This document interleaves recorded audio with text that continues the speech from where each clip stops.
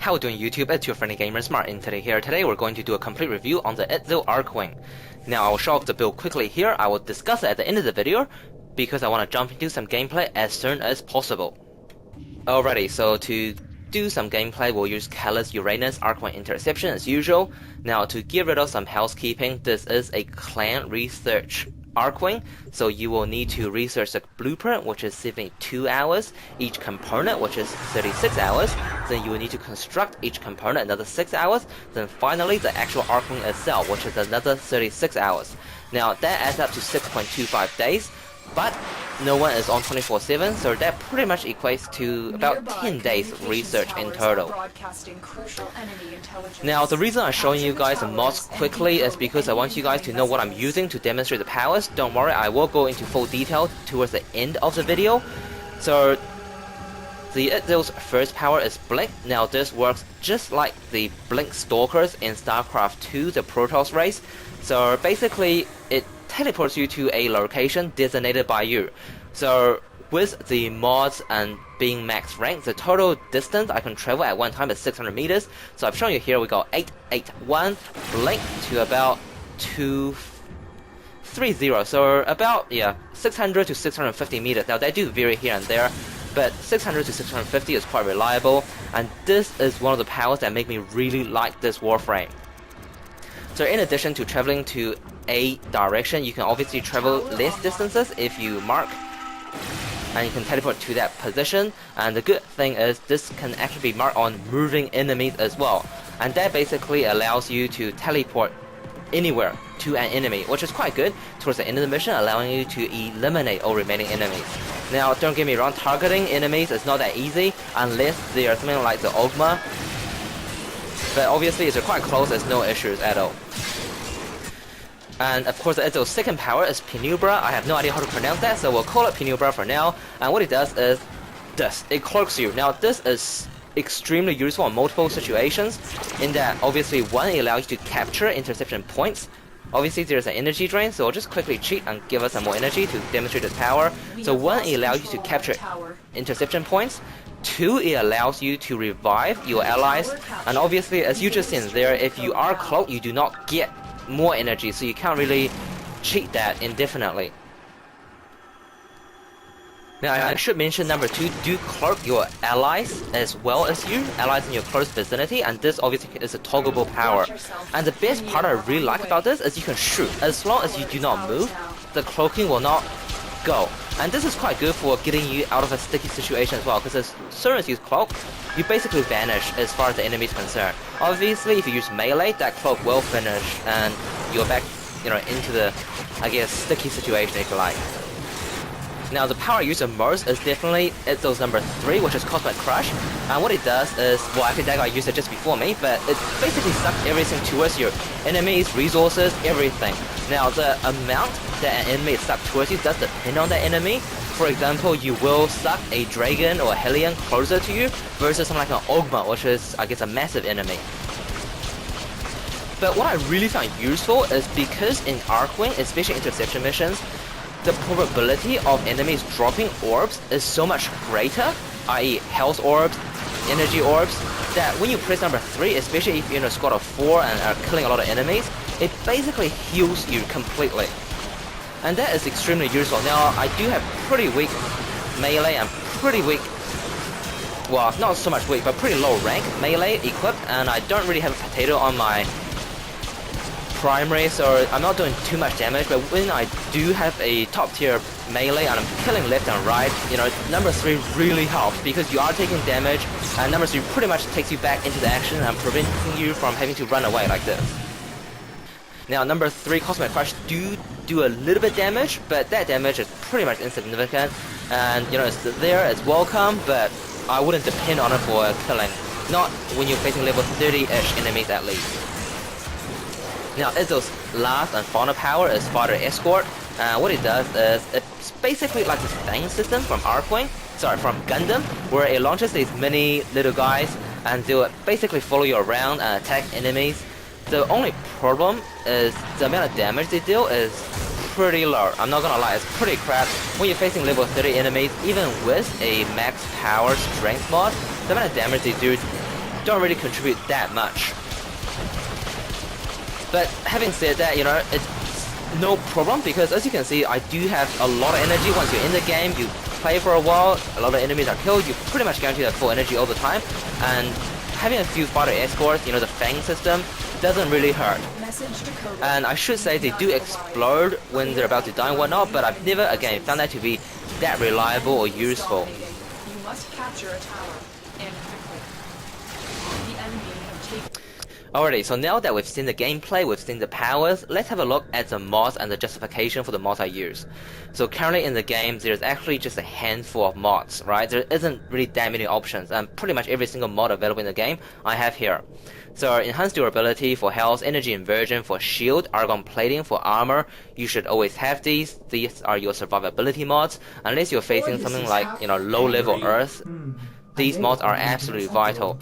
Energy transfer, power duration, that's mainly for power number 4. I did say power number 4 doesn't really do that much damage, but again, it doesn't hurt just because there aren't that many mods. Energy energy amplifier for power range. Now this obviously helps a lot. It helps with power number 1, allow you to travel further. It helps with power number 3, allow you to suck that much more.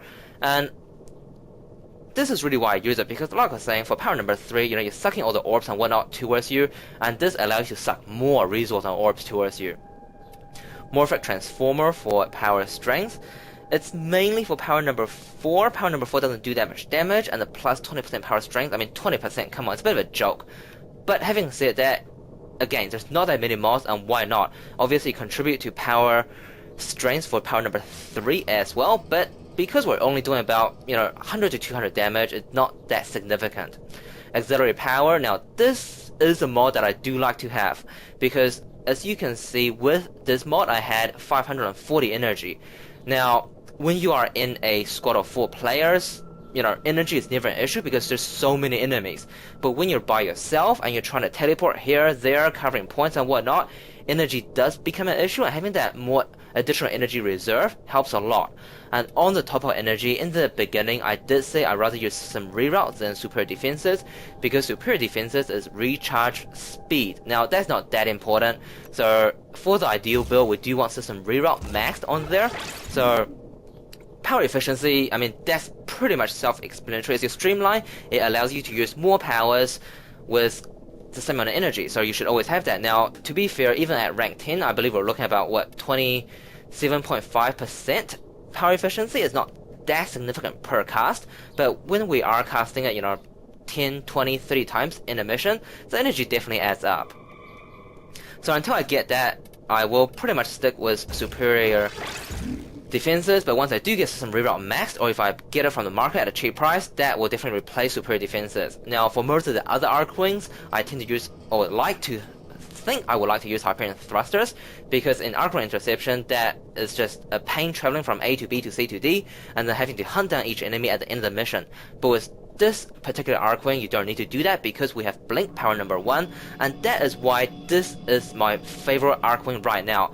Number 1 really makes Archwing Interception much more bearable, much more enjoyable, and overall the Itzal is a utility frame. You know, number 1 allows you to travel, number 2 allow you to basically do anything, and then 2 disappear, right? It's basically a panic button. It allows you to revive people, it allows you to capture points uninterrupted.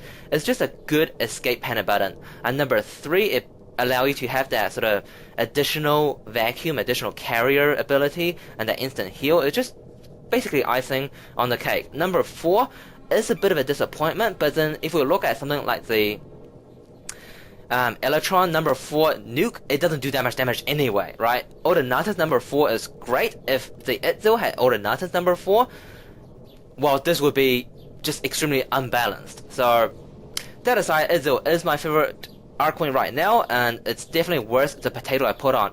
And given the fact I don't need to pay any informers on it, that's just, you know, again, more cherry on top. Alrighty, so we'll just do a quick comparison between the Itzal as well as the other 2 Archwings. So the Itzal have basically more stamina and more power, so that's your energy reserve compared to something like the Ordinata or the Electron, but it has much less shield, health and armor compared to the Ordinata or the Electron. So if you compare something like, say, a medieval fantasy game to this, your Itzal would be your Mage Caster class, your Electron would be your Knight, so your tank class, and your Autonata would be your, I guess, Templar class, so your hybrid between the caster and the tank class. Finally, we'll have a look at the Itzal quantitatively. So for low level speed kill, I give it a 7. Now keep in mind, these numbers are based on the fact that we only have 3 Archwings, and I have to give ratings relative to the other 2. So that versus something like Warframe, where we have a lot, i.e. a much bigger comparison pool. So I give it a 7 because no, it doesn't allow me to kill enemies that much faster, but it does allow me to finish the mission a lot faster in something like a Mars extermination, because it allowed me to travel much faster using power number 1, and it allowed me to get the resources and to enemies that much faster with power number 3. So all in all, it means I have to travel less, so finish the mission much faster. High level utility. Now, this isn't Autonata's number 4, where it renders pretty much all enemies useless, but it does have number 1, which instantly teleports you out of a sticky situation, and it has power number 2, which pretty much instantly takes you out of the action, but still allowing you to fire your weapon or revive your allies or capture interception points. Power number 3, like I was saying during gameplay, it allows you to suck all the health energy orbs to you immediately. So if you are in a squad of 4 players and meleeing a cluster of enemies, it basically causes an instant health restore, allowing you to stay in action that much longer. As far as farming utility goes, I give it a 5, mainly because of its enhanced vacuum, i.e. number 3. It allows you to collect resources, and that is more than what I can say for any of the other 2 Archwings. As far as speedrun, we're pretty much limited to sabotage missions, and I give it a 6 because, again, number 1 allows you to travel that much faster, and number 2 allows you to basically stay in the reactor room, not having to worry about being interrupted by enemies, and just shoot the core and get out. As far as subjective factors go, now I found myself using all 4 of Itzal's abilities very frequently, very often. That's more than what I can say about the other 2 Archwings.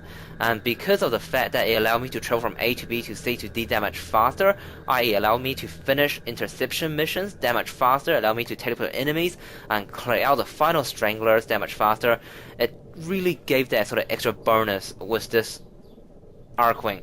In addition, even though power number 4 isn't that great, it really reminds me a lot of the Fang system with Gundam, and that again brings a lot of enjoyment factors to gameplay. So overall, I'll give it an 8 for subjective factor, and what that comes down to is basically an overall score of 6.6, which definitely justify the use of a potato. Now guys, I know I uploaded this video a bit later. I actually had the Itzal Archwing for quite a few weeks now. The only reason I didn't really upload it initially is because there was just no incentive to go back to Archwings to level this thing up once I had it. Right, I had all the weapons, I had everything, there's no reason to go back. But having said that, a couple of days ago, there was a Space Ninja card which gave us a 3-day credit plus EXP booster, so I used the opportunity to level a lot of Archwing stuff, and basically allowed me to bring you guys this video. Now, one thing that the developers that I feel could make Archwing a lot more enjoyable is, simply put, give us better rewards, i.e. remuneration.